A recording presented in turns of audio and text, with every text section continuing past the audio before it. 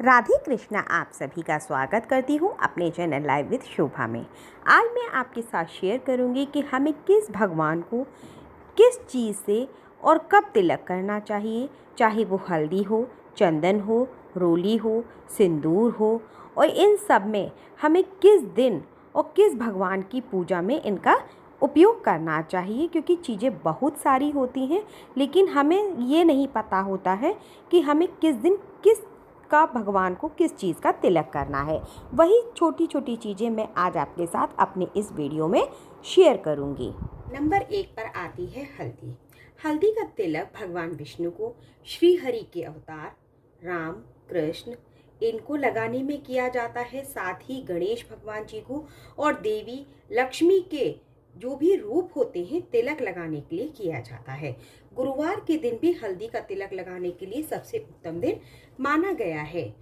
घर में विशेष मांगलिक कार्य होते हैं, चाहे वे विवाह हो, गृह प्रवेश हो, जनेऊ हो या कोई भी नए कार्य की शुरुआत हो, तो भगवान का हम हल्दी का तिलक लगाकर ही काम करना शुभ होता है। केले के वृक्ष पर भी हल्दी का ही तिलक लगाया जाता है। और साथ ही जब हम देहरी का पूजन करते हैं या भूमि पूजन करते हैं तो वहाँ पे हल्दी ही शुभ मानी जाती है। और जब हम अपने घर में चौक बनाते हैं तो जिनके घर पक्के होते हैं तो वो भी क्या करते हैं कि देहरी पूजन में जैसे हल्दी से घर को लीपते हैं, सेम इसी तरीके से चौक बनाने से पहले भी आपको हल्दी से उस जगह को लीप लेते हैं। और हल्दी किसी भी शुभ और मांगलिक कार्य में अच्छी मानी जाती है। इसके बाद नंबर 2 पर आती है रोली।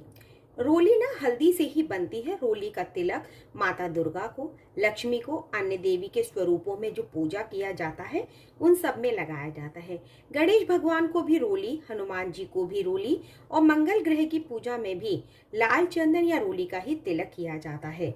जब विवाह होता है, गृह प्रवेश होता है, नई गाड़ी आती है तो भी हम क्या करते हैं, रोली का ही तिलक करते हैं। रक्षाबंधन पर, भाई दूज पर, नवरात्रि में आदि प्रमुख त्योहारों पर तिलक लगाने की परंपरा है। नवग्रह में जैसे सूर्य भगवान को छोड़कर नवग्रह में रोली का तिलक किसी भी भगवान को नहीं करते हैं और महादेव को तो रोली का तिलक नहीं लगाते हैं। ये लिया है सिंदूर। सिंदूर देवी दुर्गा, लक्ष्मी और पार्वती की पूजा में हम लोग उपयोग करते हैं। रोली हमेशा माथे पर लगाई जाती है, लेकिन जो सिंदूर का हम यूज करते हैं उससे जो भी सुहागनें होती हैं अपनी मांग भरती हैं। इससे पति की लंबी आयु मानी जाती है। देवी के जब 16 श्रृंगार भी हम नवरात्रि में चढ़ाते हैं उसमें भी हम सिंदूर को जरूर चढ़ाते हैं। साथ ही जो सुहागन महिलाएं होती हैं वट सावित्री का व्रत करती हैं या फिर करवा चौथ का व्रत करती हैं, और भी जब वो सुहाग की कोई भी व्रत करती हैं तो सिंदूर का दान अवश्य करना चाहिए। लेकिन भोलेनाथ को और शनिदेव भगवान को कभी भी सिंदूर नहीं लगाया जाता है। इसके बाद आता है चंदन। चंदन भी कई प्रकार के होते हैं। गोपी चंदन, पीला चंदन, सफेद चंदन, और जो सबसे बेस्ट चंदन होता है ना वो होता है लकड़ी वाला चंदन आता है जिसको हम घिसते हैं। पीला चंदन भगवान विष्णु को लगाते हैं और उनके जो भी सभी अवतार होते हैं उन सभी को पीला चंदन लगाया जाता है। ये जो चंदन है ये लिया है मैंने, अष्टगंध वाला चंदन लिया है आप। और एक ये जो पीला चंदन आता है इस तरीके से स्टिक भी आती है। ये जो मैंने चंदन लिए हैं ये अभी मैं बनारस गई थी मैंने वहां से लिए हैं।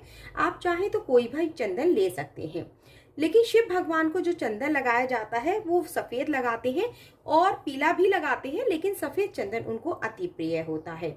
भगवान विष्णु को पीला चंदन मुख्य रूप से लगाया जाता है क्योंकि वो उन्हें बहुत प्रिय है। और साथ ही जब सूर्य भगवान को लगाते हैं तो हमेशा लाल चंदन ही लगाते हैं। इसके बाद आता है ये ऑरेंज वाला सिंदूर। इसको ये सभी लोग जानते हैं कि ये ऑरेंज सिंदूर है। ये भगवान हनुमान जी को जब हम चोला चढ़ाते हैं, चाहे वो चमेली के तेल में घोल कर लेपन करते हैं, चाहे हम उसको देशी घी में मिलाकर लेपन करते हैं, हनुमान जी को इस सिंदूर का चोला बहुत प्रिय है और ये ऑरेंज सिंदूर उनको ही लगाया जाता है। कुछ जगहों पर ऐसा भी होता है कि जहां पर लाल सिंदूर महिलाएं नहीं लगाती हैं वहां पे इस तरीके का ऑरेंज सिंदूर लगाती हैं। तो इसलिए इस वाले सिंदूर को महिलाएं अपने सुहाग की निशानी के रूप में भी उसको अपने मांग में भरती हैं। साथ ही हम चंदन का यूज़ तब भी करते हैं जब अक्षय तृतीया होती है, कोई विशेष दिन होता है और हमें लड्डू गोपाल जी को विशेष सेवा चंदन सेवा देनी होती है, तो उनके या तो पूरे शरीर पर चंदन लेपन किया जाता है या फिर उनके नीचे तलवों में और हथेलियों पर उनके माथे पर चंदन लगाया जाता है। इसके बाद हमारे घर में जो पूजा वाली रोली कुमकुम होती है, साथ में ये अष्टगंध वाला चंदन घर में अवश्य होना चाहिए, क्योंकि घर में हमें इन 2 चीज़ों की विशेष ज़रूरत होती रहती है। अगर आपको मेरा ये वीडियो पसंद आया हो तो कृपया करके मुझे लाइक करें, सब्सक्राइब करें। राधे कृष्णा।